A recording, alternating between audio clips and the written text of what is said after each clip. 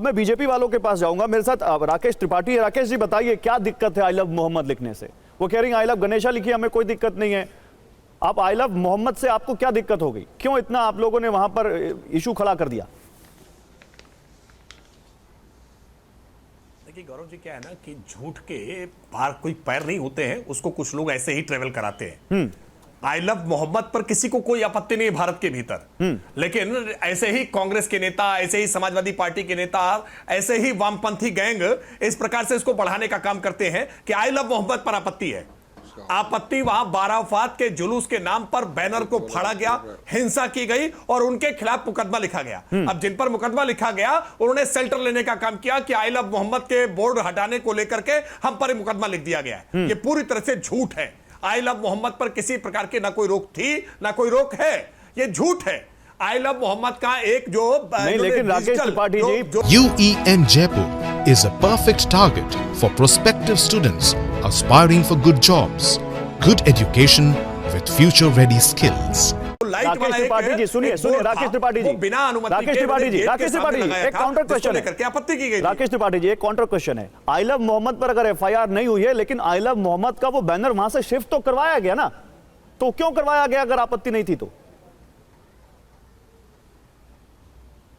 इसलिए कराया गया क्योंकि एक गेट के सामने बिना अनुमति के वो गेट को बाधित करता हुआ वो बोर्ड लगाया गया था और उसको लेकर के लोगों ने आपत्ति लगाई थी और उसको स्थानीय लोगों ने स्वीकार भी कर लिया था। उस बोर्ड को शिफ्ट भी कर दिया गया था। उस बोर्ड को लेकर के कोई आपत्ति नहीं थी, वो बोर्ड शिफ्ट कर दिया गया था और जहां पर उचित स्थान था वहां लगा दिया गया था। देखिए आप गौरव जी, किसी भी नगर पालिका क्षेत्र में, नगर निगम क्षेत्र में, जिला पंचायत क्षेत्र में आप जो तमाम समितियां होती हैं उनसे अनुमति लेकर के ही नियत स्थानों पर आप कोई बोर्ड लगा सकते हैं। आप अब मनमाने ढंग से कहीं पर भी कोई स्लोगन लिख दे, मनमाने ढंग से कहीं पर कोई भी आप बोर्ड लगा दे, ऐसे नहीं हो सकता है। आपको नियमों का पालन करना होगा और विधि की परिधि का उल्लंघन अगर कर रहे हैं तो कानून का डंडा तो चलेगा। अब दुर्भाग्यपूर्ण कानून का डंडा तो चलेगा अगर आप नियमों का उल्लंघन कर रहे हैं। मनमानी करें और हमारी मनमानी पर कोई रोक ना लगाई जाए। मनमानी करें आप और आपकी मनमानी पर कोई रोक ना लगाई जाए। वारिस पठान, आप ये चाहते हैं, ये बीजेपी कह रही है कानून का अगर उल्लंघन करेंगे तो कानून का डंडा चलेगा। भाई उसके लिए आप पैगंबर के नाम का शेल्टर क्यों ले रहे हैं, बताइए।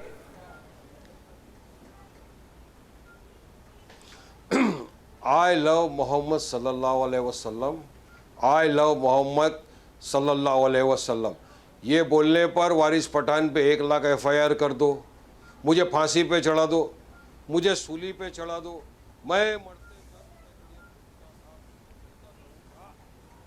वारिस पठान आपकी आवाज चली गई।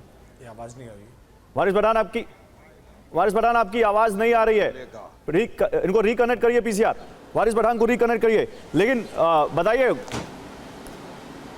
नाजिया जी, बताइए आई लव मोहम्मद कहने पर आ रही है? हाँ आ रही, आ गई। बोलिए वारिस पठान बोलिए, आप बोलिए।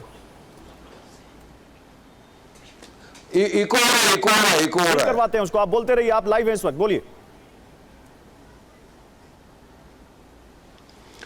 आई लव मोहम्मद,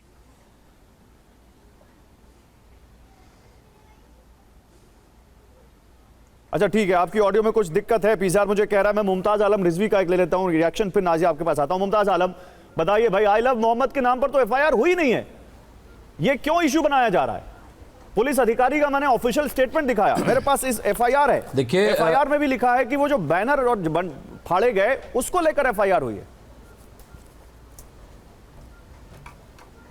देखिए बहुत बहुत शुक्रिया गौरव जी आपका। ये जो बात आप कह रहे हैं, हमने भी वो बयान सुना है पुलिस की तरफ से। मेरा सिर्फ शुरू से यही कहना है, एक बात कहनी है कि अगर गलत जगह लगा हुआ था तो पहले से जब वो लग रहा था उसको पुलिस देखती, लेकिन पूरे यूपी में नहीं बल्कि पूरे मुल्क में फ़िरका परस्तों की एक टोली बना दी गई है।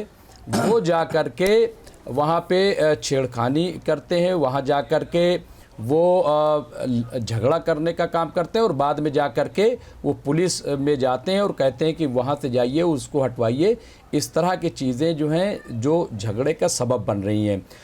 गलत जगह पे लगाया जाना बिल्कुल ठीक नहीं है, नई जगह पे लगाया जाना बिल्कुल ठीक नहीं है। और अगर आप लगा रहे हैं, हम कह रहे हैं कि बिल्कुल परमिशन ली जानी चाहिए। लेकिन 25 लोगों के ख़िलाफ़ FIR किस बात पे, हमें ये तो बताइए। क्यों आपने 25 लोगों के खिलाफ एफआईआर, कौन सा ऐसा अगर गलत जगह लगा दिया था आपने हटवा दिया। ये 25 लोगों के खिलाफ एफआईआर करने की क्या जरूरत थी। ईद मिलादुन नबी का मौका है, लोग खुशियां मना रहे हैं। जहां तक आई लव मोहम्मद डिजाइन का ताल्लुक है, मैं बताता हूं आपको कि मुमताज आलम रिजवी, मैं बताता हूं आपको जो कारण देखिए, सरकारी दस्तावेजों में साफ लिखा है, इसमें लिखा हुआ है, सारी चीजें हमने देख ली, इसमें लिखा हुआ है 10/9/2025 को उपरोक्त दोनों घटनाओं की सीसीटीवी फुटेज में वीडियो रिकॉर्डिंग प्राप्त हुई है, जिससे स्पष्ट हो रहा है कि घटना वाले दिन यानी 5 तारीख को जुलूस में शामिल मुस्लिम समुदाय के युवकों द्वारा जानबूझकर सांप्रदायिक माहौल खराब करने को लेकर ऐसे कृत्य किए गए जिससे क्षेत्र में अराजकता फैल सके तथा सांप्रदायिक विवाद उत्पन्न हो सके। इसलिए उनके ऊपर बीएनएस की धारा 196 और बीएनएस की धारा 299 के तहत देखिए ऐसा है एफआईआर ऐसा है। अरे भैया ऐसा, अरे मैं बता रहा हूँ, देखिए मुझे पता है कि कैसे होता है, क्या होता है और कैसे चीज़ें लिख जाती, कहाँ है फुटेज, क्या अराजकता फैलाई गई, हमें बताइए ना। और पहले से अगर गलत लगाया जा रहा था तो पहले पुलिस क्या कर रही थी, पहले क्या पुलिस ने देखा नहीं, वहां शिकायत दूसरों। अरे भाई पहले से नहीं लगाया जा रहा था, यही तो बात है, पहले से नहीं लगाया जा रहा था, ये पहली बार लगा था, नई परंपरा थी, पुलिस कह रही है और आप कह रहे हैं कि पुलिस ऐसा ही एफआईआर लिख दे रही है। मुमताज आलम रिजवी ऐसे कहते रहे हैं।